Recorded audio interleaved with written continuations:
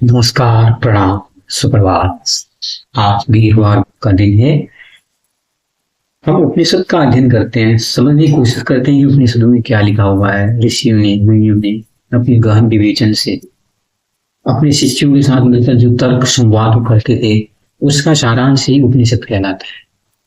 आजकल हम पढ़ रहे हैं तैत्तिरीय उपनिषद पढ़ रहे हैं, जिसके हम शिक्षावल्ली के अभी तक 9 अनुवाद या इनको सब चैप्टर्स आप खुद भी कह सकते हो, वो हमने पढ़े हैं। आज हम इसका जो 10वां अनुवाद या 10वां सब चैप्टर पढ़ेंगे कि इसमें ऋषि कहना क्या है। आइए शुरू करते हैं। अहम वृक्षरेरिव कीर्तिः प्रस्तंगिरेरिव ऊर्ध्वपवित्रो वाजिनीषु स्वमृतमस्मि द्रविणङ्गुम् सर्वतरसं सुमेधा अमृतोषितः इति शंको वेदानुवचनम्।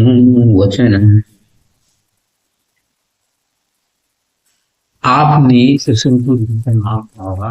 से वो स्वर्ग की उन्होंने कामना की थी कि वो बीच में कुछ उनके कर्म ऐसे थे कि जिसकी वजह से उनको न तो स्वर्ग मिल पाया, नहीं उनको से मुक्त हुए। तो उनके वचन इसमें कहे गए। त्रिशंक नाम के ऋषि ने परमात्मा को प्राप्त होकर जो अपना अनुभव व्यक्त किया, उसे ही इसी अनुवाद में बताया गया है। क्या है? त्रिशंकु के वचनानुसार अपने अंतःकरण में भावना करना भी परमात्मा की प्राप्ति का स्थान है। आप खाली सोच भी रहे हो, मनन भी कर रहे हो उसके बारे में, तो समझ लो आप उनको प्राप्त करने के मार्ग में पड़ चुके हो। यही बताने के लिए इस अनुवाद का आरंभ हुआ। श्रुति का भावार्थ यह है कि मैं प्रवाह रूप में अनादिकाल से चले आते हुए इस जन्म मृत्यु रूप संसार वृक्ष का उच्छेद करने वाला हूँ। यह मेरा अंतिम जन्म है। इसके बाद मेरा पुनः पुनर्जन्म नहीं होने का। मेरी कीर्ति पर्वत शिखर की भांति उन्नत एवं विशाल है। अनुत्पादक शक्ति से युक्त सूर्य में जैसे उत्तम अमृत का निवास है, उसी प्रकार मैं भी विशुद्ध रोग दोष आदि से सर्वथा मुक्त हूँ, अमृत स्वरूप हूँ। इसके सिवा मैं प्रकाश धन का भंडार हूँ, परमानंद रूप अमृत में निमक और श्रेष्ठ धारणा बुद्धि से संपन्न हूँ।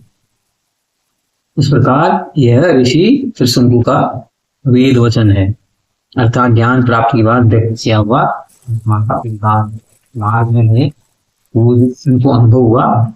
यह अनुवाद उसका विवरण कर रहा है।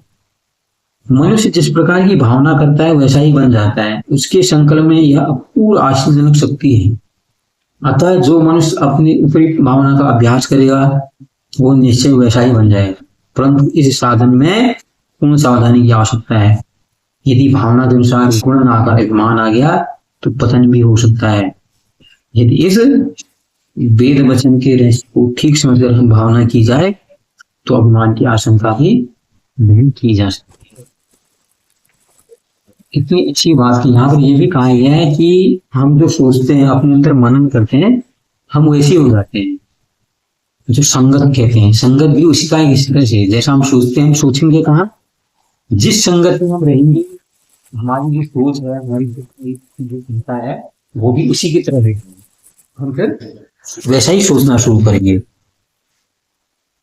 तो इसलिए यहाँ पर क्या है, आपकी सोच कैसे बदल सकती है, आपकी सोच कैसे अच्छी हो सकती है, आपको फिर अपनी संगत भी अच्छी करनी। इसलिए कहते हैं ना, सत्संग करो, साधु का संग करो। क्यों कहते हैं? साधु ने अपना जीवन बिताया, उसने अच्छा बुरा देखा है, उसने जीवन के महत्व को समझा है कि जीवन क्या होता है। इसीलिए यहाँ पर ऋषि त्रिशंकु ने जो है अपने अनुभव के हिसाब से कहा है कि आदमी, इंसान जो भी सोचता है उसी की तरफ हो जाता है। कई लोग देखते हो, कई कंपटीशन की तैयारी करते हैं, कई लोग देखते हो लगे रहते हैं 5-5, 6-6 साल मुझे यूपीएससी एग्जाम क्वालिफाई करना है, मैं इसको निकाल के रखूंगा किसी भी कीमत पर। तो जब वो मेहनत करते हैं क्योंकि उनके अंदर लगन होती है, भावना उनके मन में बैठ गई, तो उनकी जो सारा जो दृष्टिकोण है, जो उनकी, फिर वो इंद्रियों के भाव से भी छोड़ जाती है, उनकी चीजें आ सकती हैं उनके अंदर, कूट कूट कितना भर जाता है कि मुझे यार ये एग्जाम तो क्रैक करना है। और अंततो गत्वा अगर धांधली न हो तो ऐसे लोग निकल ही जाते हैं।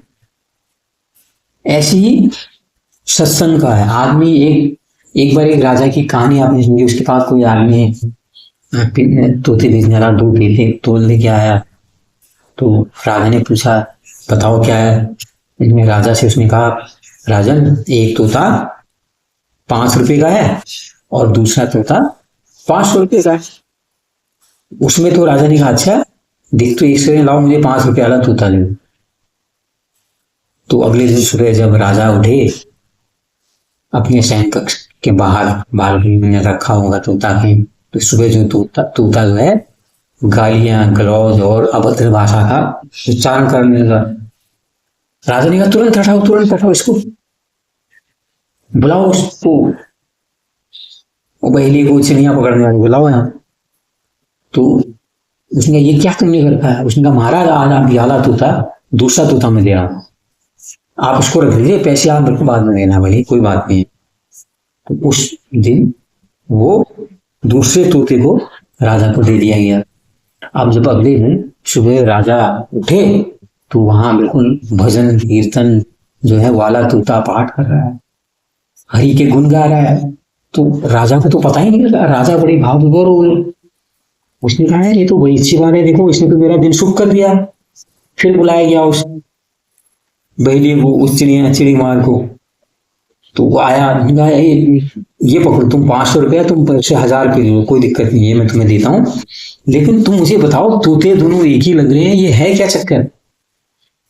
तब उसने बताया महाराज असल में क्या है, ये तोते बचपन में जब हुए दोनों बिछड़ हुए, एक चले गया, एक चोरों की लुटेरों की डकरों की संगत में चला गया।